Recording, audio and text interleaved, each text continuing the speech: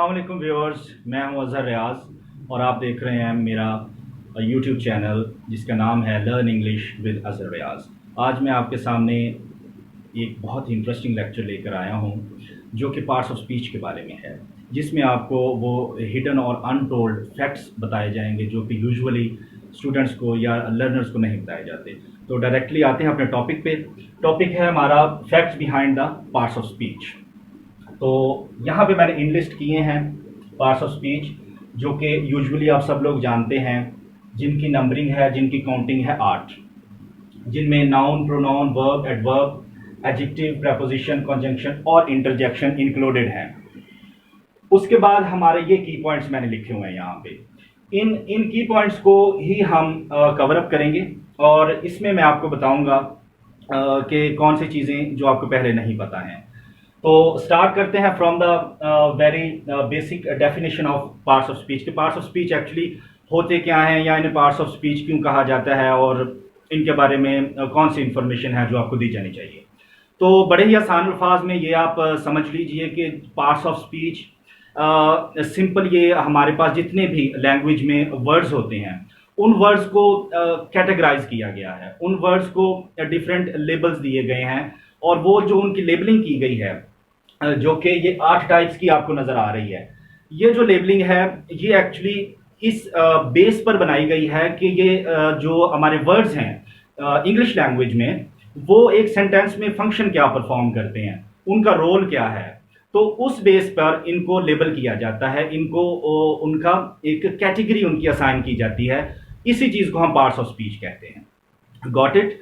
अब आते हैं जी पहले पॉइंट पे कि other names for parts of speech. ये POS is abbreviated as parts of speech, तो आप कंफ्यूज ना होइएगा, ये मैंने लिख दिया यहाँ पे। Other names for parts of speech के लिहाज से मैं आपको ये बताना चाहूंगा कि हम जो शुरू से सुनते आ रहे हैं पार्ट्स ऑफ स्पीच के कुछ और भी नाम हैं जो कि आप लोगों को पता होने चाहिए। ये आपकी स्क्रीन पर आपको नजर आ रहे हैं पार्ट्स ऑफ स्पीच के जो दूसरे नाम हैं। उनमें वर्ड क्लासेस है, वर्ड कैटेगरीज है, लेक्सिकल क्लासेस है, लेक्सिकल कैटेगरीज है और लेक्सिकल आइटम्स हैं।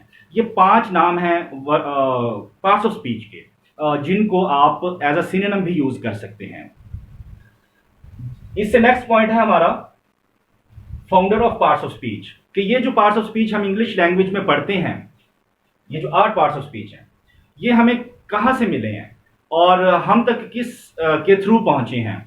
तो इस बारे में आप जान लीजिए कि पार्ट्स ऑफ स्पीच जो हम पढ़ रहे हैं ये हमें ग्रीक ग्रामेरियन जिसका नाम डायोनीसियस थ्रैक्स है, इसने एंशियंट टाइम्स में अपनी एक ग्रामर लिखी थी। उसने इन 8 पार्ट्स ऑफ स्पीच को इनलिस्ट किया था अपनी उस ग्रामर में। उससे पहले भी पार्ट्स ऑफ स्पीच स्टडी किए जाते थे, लेकिन वो 8 नहीं थे, 2 थे, 3 थे या 4 थे। डायोनीसियस थ्रैक्स ने आपको 8 पार्ट्स ऑफ स्पीच के बारे में जो कि वो नॉलेज दिया। उसके बाद लैटिन ग्रामेरियंस ने डायोनीसियस थ्रैक्स के पार्ट्स ऑफ स्पीच को रिफाइन किया और उन्होंने उस डायोनीसियस थ्रैक्स की जो कि लिस्ट में 8 थे उनमें से आर्टिकल्स को रिमूव कर दिया और उसके बाद हमारे पास ये शेप आई।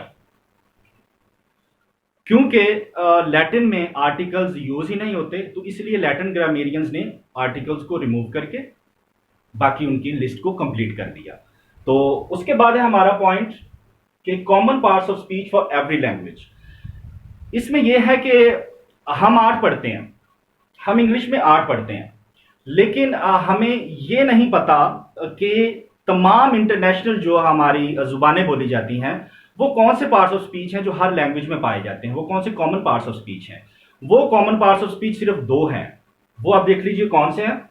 मैं यहां पर लिख देता हूं आपके लिए, noun and verb. Noun and verb वो 2 पार्ट्स ऑफ स्पीच हैं जो आपको हर लैंग्वेज में मिलेंगे ऑलमोस्ट, ठीक है जी। उसके बाद हमारा अगला पॉइंट है कि exact count of parts of speech, यानी कि पार्ट्स ऑफ स्पीच एग्जैक्टली होते कितने हैं, जो कि हमारा एक्चुअल टारगेट है आज के लेक्चर का और सबसे इंटरेस्टिंग पॉइंट भी यही है। तो इसके बारे में अब आप जरा गौर से सुनिएगा प्लीज। हमें पढ़ाया गया है शुरू से फ्रॉम द बेसिक क्लासेस, ठीक है, कि हमारे पास 8 पार्ट्स ऑफ स्पीच होते हैं, लेकिन हमें ये नहीं बताया जाता कि इनकी तादाद 8 फिक्स नहीं है। वो क्यों नहीं है ये भी नहीं बताया जाता। एक्चुअली ये 8 तो हैं ही हैं 100%, लेकिन जो मैं आपको बताना चाह रहा हूं वो ये इंफॉर्मेशन है कि ये 8 नहीं है, ये 9 भी हो सकते हैं, ये 10 भी हो सकते हैं। वो क्यों हो सकते हैं वो जान लीजिए। क्योंकि ये जो 8 पार्ट्स ऑफ स्पीच हैं ये हमें ट्रेडिशनल ग्रामर से मिलते हैं जो कि प्रिस्क्रिप्टिविस्ट थे। आज जो हम मॉडर्न इरा में मॉडर्न ग्रामेरियंस के थ्रू जो हमें स्टफ मिल रहा है, ग्रामर का जो कंटेंट हमें मिल रहा है, तो मॉडर्न ग्रामेरियंस जो कि डिस्क्रिप्टिविस्ट हैं वो हमें ये बात करते हैं कि आप इन 8 पर ही अपने आप को लिमिटाइज ना कर लें। उन्होंने हमें बताया है एक और पार्ट्स ऑफ स्पीच। वो क्या है? वो यहां फॉल करता है जी, यहां पे एडजेक्टिव में। वो है हमारे पास डिटर्मिनर।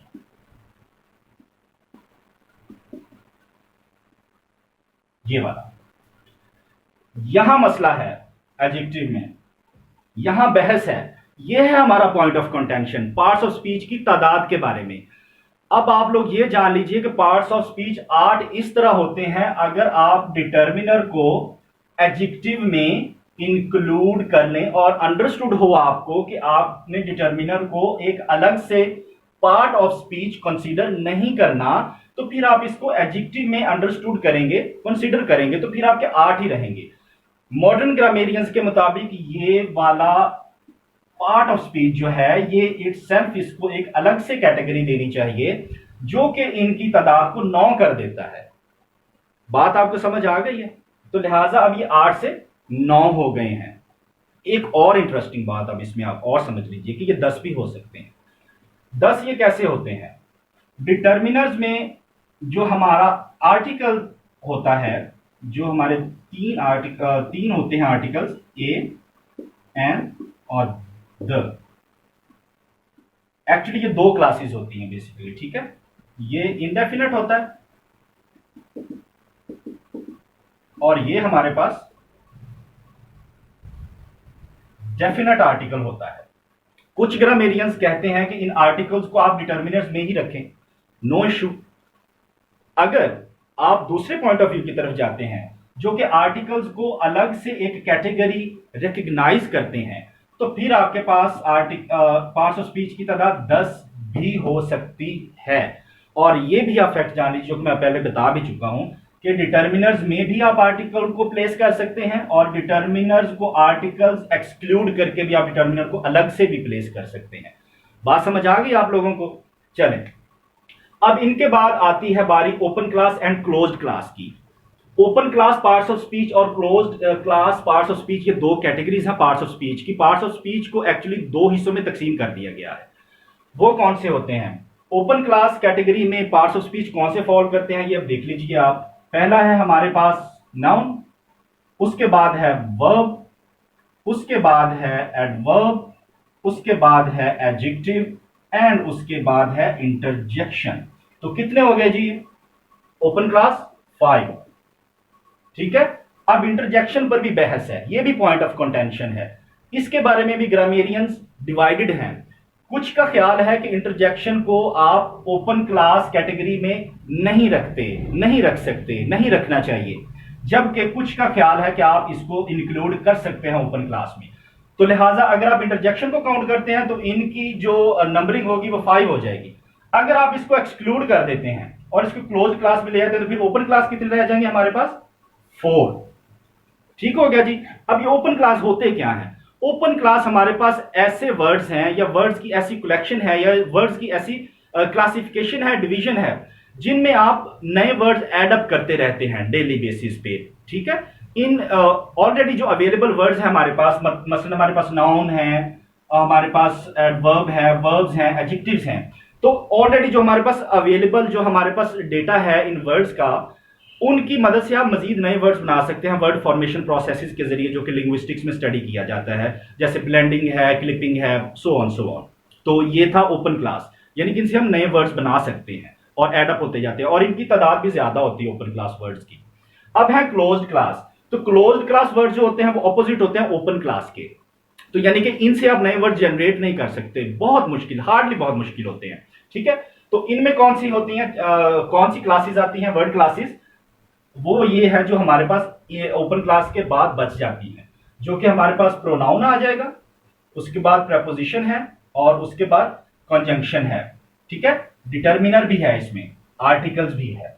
तो ये सारे आप काउंट करके वहां पे लिख सकते हैं, जितने भी बाकी बच जाते हैं। अगर आप 5 कंसीडर करते हैं तो पीछे 3 बचते हैं, मींस के 8 में से। ठीक है, अगर आप 9 लेते हैं तो फिर आपके पास क्लोज क्लास 4 बच जाते हैं। अगर आप 10 लेते हैं तो 5 बन जाते हैं। अब ये सिंपल है, आप इनको काउंट कर लीजिए, ओपन क्लास को अलहदा करके बाकी जितने भी बचते हैं वो क्लोज्ड क्लास में आते हैं। ठीक है, चाहे आप 8 कंसीडर कर रहे हैं total number parts of speech की, चाहे 9 कर रहे हैं, चाहे आप 10 कर रहे हैं, तो आप एक्सक्लूड कर लें उसमें से, ओपन क्लास में से, बाकी आपके पास क्लोज क्लास बच जाती है जी। उसके बाद सबसे आखिरी जो पॉइंट है कि आप पार्ट्स ऑफ स्पीच को आइडेंटिफाई कैसे करेंगे, तो इसके लिए ये रूल है, आपने जो बेसिक रूल है वो आपने याद रखना है कि पार्ट्स ऑफ स्पीच को आपने हमेशा उस वर्ड की सेंटेंस में पोजीशन के लिहाज से आइडेंटिफाई करना है। आपने देखना है कि वो रोल क्या प्ले कर रहा है, क्योंकि इंग्लिश में बहुत दफा ऐसा होता है कि एक ही वर्ड डिफरेंट रोल्स प्ले कर रहा होता है। तो आपने जो अपने आप को बिल्कुल एक लिमिटाइज नहीं कर लेना कि एक जगह पे आपने किसी वर्ड का यूज देखा कि एज एन एडवर्ब आ रहा है तो आपने हमेशा उसको एज एन एडवर्ब ही कंसीडर करना, ऐसा नहीं होता। मिसाल के तौर पे आपको अपनी स्क्रीन पे 3 सेंटेंसेस नजर आ रहे हैं, उनमें जो पहला सेंटेंस है उसमें लिखा है कि दे अराइव्ड सून आफ्टर। इसमें जो वर्ड आफ्टर है ये एज एन एडवर्ब आ रहा है। अभी सेम वर्ड दूसरे सेंटेंस में देखें, दे अराइव्ड आफ्टर अस, तो इसमें जो आफ्टर है वो एज अ प्रपोजिशन आ रहा है। उसके बाद आपके पास जो तीसरा सेंटेंस है उसमें देखें आफ्टर कैसे यूज हो रहा है, they arrived after we had left, तो इसमें after as a conjunction use हो रहा है। तो ये थी एग्जांपल आपको बताने के लिए कि आपने हमेशा सबसे पहले उसकी पोजीशन देखनी है वर्ड की कि वो कैसे यूज हो रहा है, तो फिर आप उसको कैटेगराइज करेंगे, उसको लेबल करें कि वो इन कैटेगरी में 8, 9 या 10 में से कहां पे फॉल करता है। तो ये थी व्यूअर्स आज की वीडियो। मुझे उम्मीद है कि आप लोगों को बहुत अच्छी लगी होगी, तो प्लीज आप लोग लाइक कीजिए और चैनल को शेयर कर दीजिए, वीडियो को शेयर कर दीजिए और जरूर सब्सक्राइब कीजिए ताकि न्यू आने वाली आपको मजीद इंफॉर्मेटिव वीडियोस मिलती रहें। Thank you so much, take care of yourself.